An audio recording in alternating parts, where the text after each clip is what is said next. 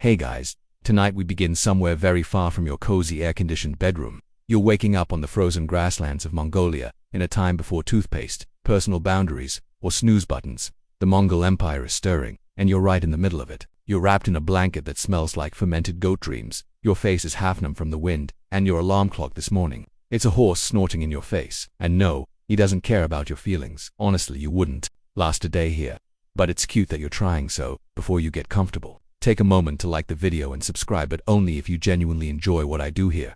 And hey, while you're at it, tell me in the comments where you're tuning in from and what time it is for you. Now, dim the lights, maybe turn on a fan for that soft background hum, and let's ease into tonight's journey together. You blink into the pre-dawn darkness, already regretting your life choices. Your boots are frozen, your nose hairs feel like tiny icicles, and somewhere to your left, something shifts heavily. It's your horse again. Congratulations. He's your mattress, your bodyguard, and if things go poorly later, your emergency ration. Personal spaces for people who don't share a sleeping bag with their transportation without a word. The camp around you dissolves like mist. Riders drift away into the half-light. No roll call, no morning briefing, just the soft clatter of hooves fading into the distance. You scramble to your feet, your joints cracking like overused saddle leather. A boy rides past, barely 10 years old, already more warrior than you'll ever be with a bow, longer than his body, and a yawn that suggests this is all very routine. His saddle is older than your family tree. His horse doesn't wait for him. To finish yawning, you chew on something that might once have been meat. It's hard, dry, and unapologetic. If your jaw wasn't strong before, it'll be by lunchtime. Assuming, of course, you make it to lunchtime. Your horse looks at you the way baristas look at complicated coffee orders, tired, unimpressed, and faintly hostile. You swing yourself into the saddle. There are no stirrups, no warm-up stretches, and absolutely no deep-breathing mindfulness moments. You ride. Because here, if you're not riding, you're just part of the landscape. And landscapes don't complain when they freeze to death. The first blast of wind hits like unpaid taxes. Sharp, relentless, and indifferent to your excuses. This isn't the cute poetic wind from Instagram quotes. This is the kind of wind that strips the moisture from your eyeballs and makes your cheeks feel like beef jerky left in the sun too long. 3 ridges later, your face is entirely numb. You could be smiling or sobbing. No one would know, and frankly, no one would care. This is the step. It doesn't do feelings. The only thing softer than the wind is the ground you'll hit if you fall off. Spoiler, it's still pretty hard. And here's your first historical fun fact of the night. Mongol riders often carried multiple horses and switched between them to avoid exhausting any one animal. Today alone, by noon, you'll swap horses twice. Not because your comfort is irrelevant, but because the horse needs a break. If your horse collapses, you'll be expected to carry your own gear. Balance, they call it. Brutal, practical balance. Your body is beginning to understand something. Your mind still resists. The saddle is your home now. You urinate from horseback. You eat from horseback. You will eventually fight from horseback if you fall off. Well, that's called natural selection. The sun rises reluctantly, spilling weak light over an endless, featureless sea of grass. There are no roads here, no signposts, no GPS rerouting. Just the instinct of your fellow riders, and a horizon so far away it looks like a rumor. You ride into that horizon because everyone else does. Because in the Mongol Empire, walking is for prisoners, and you are not a prisoner. Not yet. By mid-morning, the wind has gnawed through your resolve. Your hands are stiff, your thighs ache, and your stomach is beginning to ask awkward questions about breakfast. But there is no pause, no campfire, no omelette station. You chew another piece of dried meat. This one fights back like an angry wallet. You consider crying, but your tears freeze before they fall. And while we're on the topic of discomfort, let me drop you a little-known tidbit. Mongols were some of the earliest adopters of lamella armor for their horses, not just themselves. That's right, the horses wore armor before it was mainstream. So while you're shivering under layers of crusty wool, your horse is strutting around like an armored SUV. Some historians still argue over how much coordination it took to manage these mobile armored units without the use of radios or flags. Personally, I think it was a combination of sheer discipline and the kind of silent teamwork that only comes from knowing your life depends on it. Meanwhile, the sky darkens not from clouds but from the sheer endlessness of the day ahead. You've already lost track of time. Nobody's checking a clock. You'll ride until you stop or until you can't. Those are your only options. The Empire doesn't measure life in hours. It measures it in distances covered and enemies outlasted. The second horse switch happens faster. You barely have time to dismount, stretch your legs which scream in protest, and climb onto the next mount before the caravan is moving again. No one congratulates you, no one even looks. Falling behind is your problem. Another gust of wind cuts across your face, like an unpaid loan shark. The only thing protecting you is a layer of dried sweat and whatever scraps of fur you remembered to wear this morning. If you didn't remember, well, the wolves will thank you later. Still, the horizon waits, and so do you. Not because you want to, but because no one survives alone out here, and survival, not comfort, is the only currency that matters. Morning again, but not the golden, peaceful morning you might imagine. No, this one arrives with a burst of cold air through the cracks in the wall, a sore neck, and the unmistakable thump of a chicken hopping onto someone's face. You sit up groggily, surrounded by a tangle of limbs, blankets, and a cousin, who somehow ended up sleeping sideways. And then you hear it. Church bells. Again. Because today isn't just any day. It's Sunday. And that changes everything. Into the medieval world, the church is not just religion. It's the calendar, the law, the news channel, the social media feed, and your one reliable excuse to stop working for a day. Sundays are sacred, literally. You're not allowed to plow, sow, shear, or even knead dough. Though, let's be honest, most folks found sneaky ways around that if the priest wasn't looking.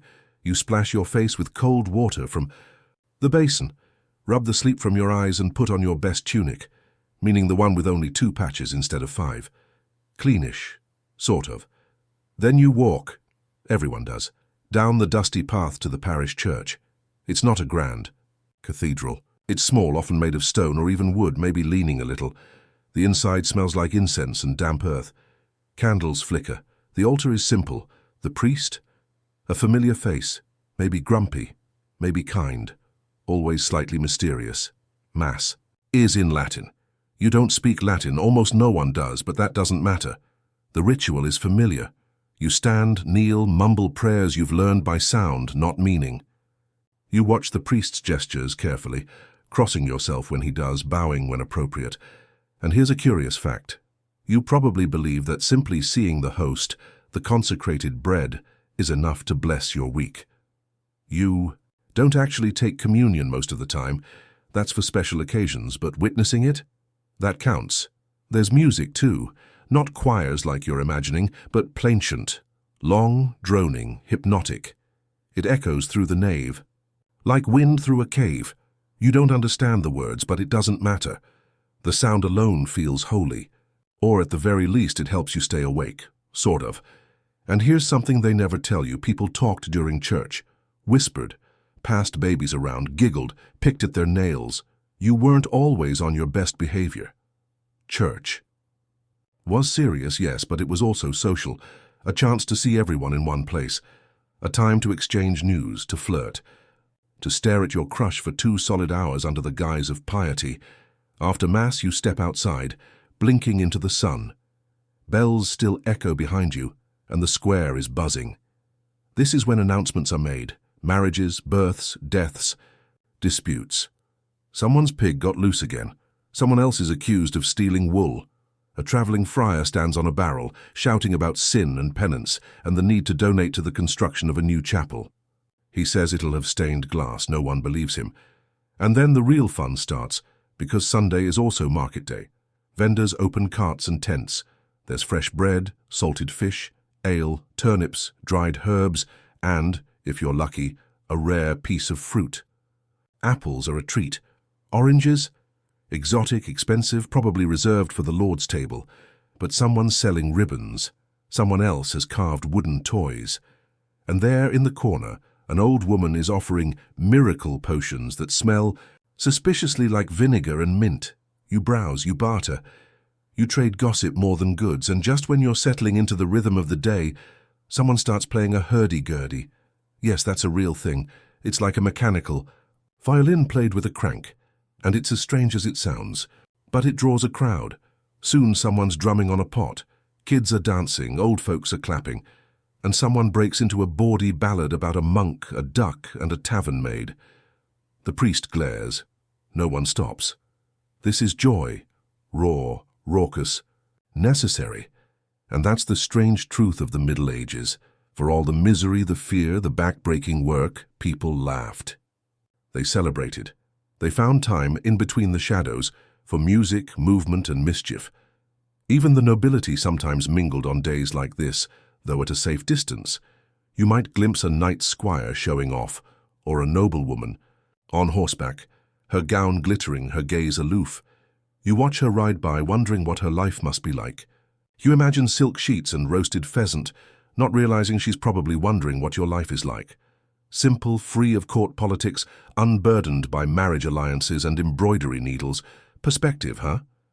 And just when you think the day might pass without incident, you spot something unusual, a stranger, cloaked, standing near the edge of the square, watching. You can't tell if it's a pilgrim, a merchant, or something else, but their gaze is sharp, not threatening, just observant, like they know something you don't. You blink and they're gone. You ask someone nearby, "Did you see the traveler in the red hood?" They shake their head. "No one like that came through here today." Weird. But there's no time to dwell. The sun is lowering again, and Sunday or not, there are still animals to feed, fires to rekindle, and cloaks to mend before Monday arrives like a bucket of cold water to the face. You walk home slowly, belly full of stew and barley ale, head spinning with song, story, and the faint image of that red cloak. Tomorrow will be hard. But tonight you'll dream in Latin. The sun has barely crawled past the horizon when your hunger finally stages a rebellion. But breakfast, here, isn't a comforting bowl of oats or a buttery croissant. It's a dare. Someone hands you a leather sack, stained and sloshing ominously, and offers no explanation. You raise it to your lips because that's what survival demands, that it hits your throat like liquid regret. This is arag, fermented mare's milk, white, sour, slightly fizzy, and roughly the flavor profile of an old gym sock soaked in vinegar and courage. It's alcoholic, but not the fun kind. More like the kind that reminds you bacteria exist and they've made your esophagus their weekend retreat. Children drink this, grandmothers drink this, battle-hardened warriors gulp it down like spring water. You cough, your stomach protests, but you swallow anyway. Because out here refusal isn't an option, it's a liability. No one claps you on the back. No one says, "Nice first drink, rookie." They just shove a hunk of dried mutton in your Derek Shungray tough. And with the charm of last week's laundry, you chew it for 20 minutes. It doesn't get smaller, it just gets wetter. You question your life decisions with every bite. And for dessert, a chunk of curd, not the cuddly dog breed. This is a sun-dried dairy brick so hard you could use it as a weapon. It tastes like sour chalk and feels like chewing on disappointment. If your dentist could see you now, he'd be weeping into his gold fillings across from you. An old man has already finished eating, tied a new knot in his saddle strap, and is now sharpening a blade with the kind of focus usually reserved for brain surgery or IKEA assembly instructions. You consider asking what's in the stew pot nearby. You decide not to. Smart move. In the Mongol Empire, curiosity is a luxury for people with full stomachs. And speaking of luxury, here's a strange little fact for your collection. Mongols sometimes boiled horse hooves into broth, not wasting a single scrap of their animals. That faint scent drifting through camp. Probably someone's lunch bubbling into gelatin. Historians still debate just how much of this frugality was necessity versus practicality. Either way, no one here is throwing away edible collagen. There are no forks, no spoons, and absolutely no napkins. You wipe your greasy hands on your sleeve, which doubles as your towel, tablecloth, and emergency bandage. Across the clearing, your horse is chewing on something that might once have been a tent pole. He's not picky, and neither are you. You try to join a conversation. Joke's on you, there isn't one. Mongols don't chat idly over meals. They eat like they ride fast, quiet, and ready to bolt at the first sign of trouble.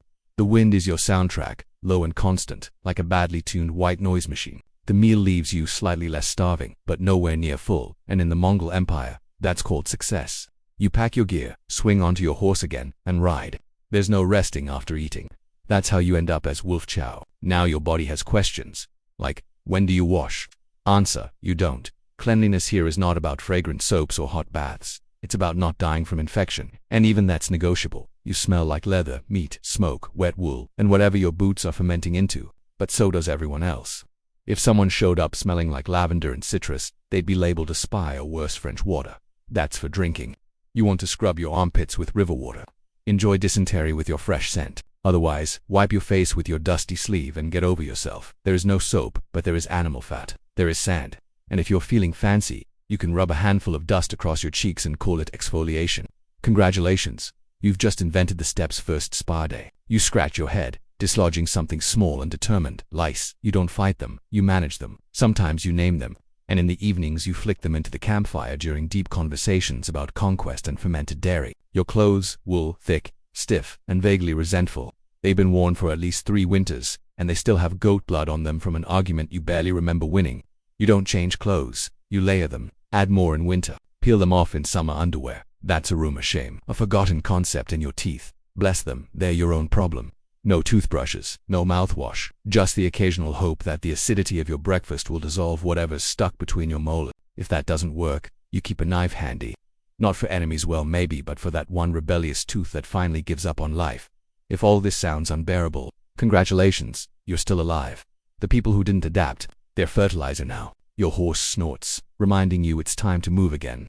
You stretch your legs, creaking like an old door hinge, and swing into the saddle. No one waits.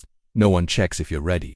And as you ride on, bumping along with every uneven patch of frozen grass, the wind whispers an uncomfortable truth into your ear. This life isn't built for comfort. It's built for motion. The horizon wavers ahead of you, a shimmering blur of endless grasslands and biting air. But still, you ride. Because the alternative is worse, and somewhere in the distance, where the sky meets the earth in an uncertain line, the faint shapes of riders begin to form. Small now, but growing larger. They're coming. And they're probably not here to share fermented milk and recipes, but that's tomorrow's problem. Today you survive, just barely.